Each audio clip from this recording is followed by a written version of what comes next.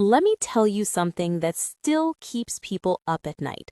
Imagine waking up the morning after Christmas and finding a note that says your child has been kidnapped.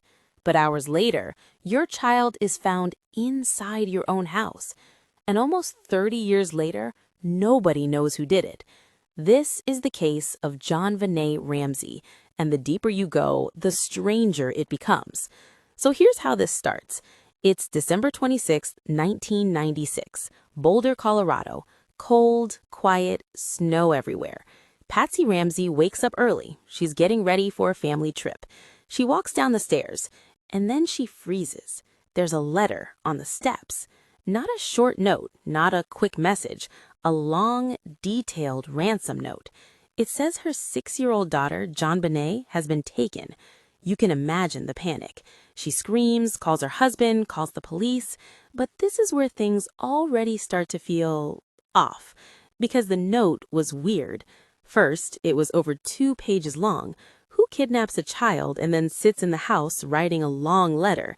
Second, it asked for a very specific amount of money, almost the exact amount of John Ramsey's recent work bonus. And third, the note was written on paper from inside the house, so whoever wrote it didn't bring it with them. They sat there, in that house, calm enough to write. That detail alone made investigators suspicious. Was this really a kidnapping, or was something else happening? Now here's where the case gets even more confusing. Police arrive, but the house is not secured properly. Friends and neighbors come in. People move around, some even clean. This is one of the biggest mistakes in the entire case, because if there was evidence, it could have been destroyed. Hours pass. JonBenet is still missing. Then John Ramsey decides to search the house again. He goes to the basement, and that's when everything changes.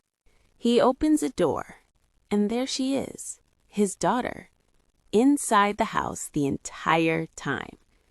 The case instantly shifts from kidnapping to something much darker. And from that moment, the mystery begins, because now everyone starts asking the same question. If this was a kidnapping, why was she still in the house?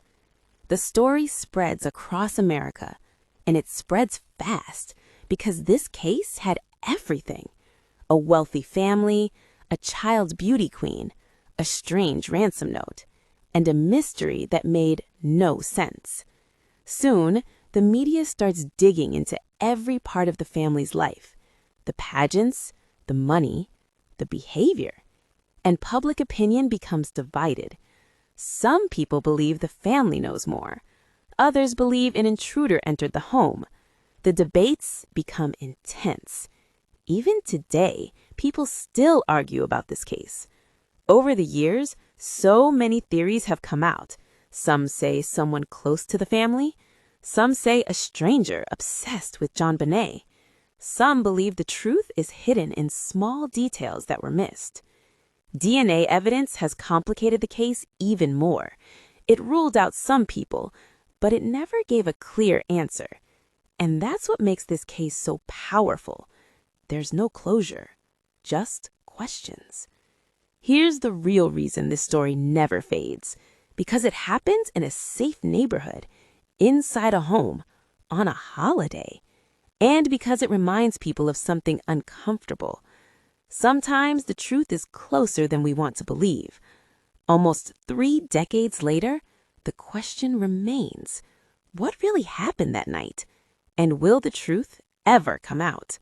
Let me know what you think in the comments, because in the next video, we'll go deeper into the most shocking theories in this case.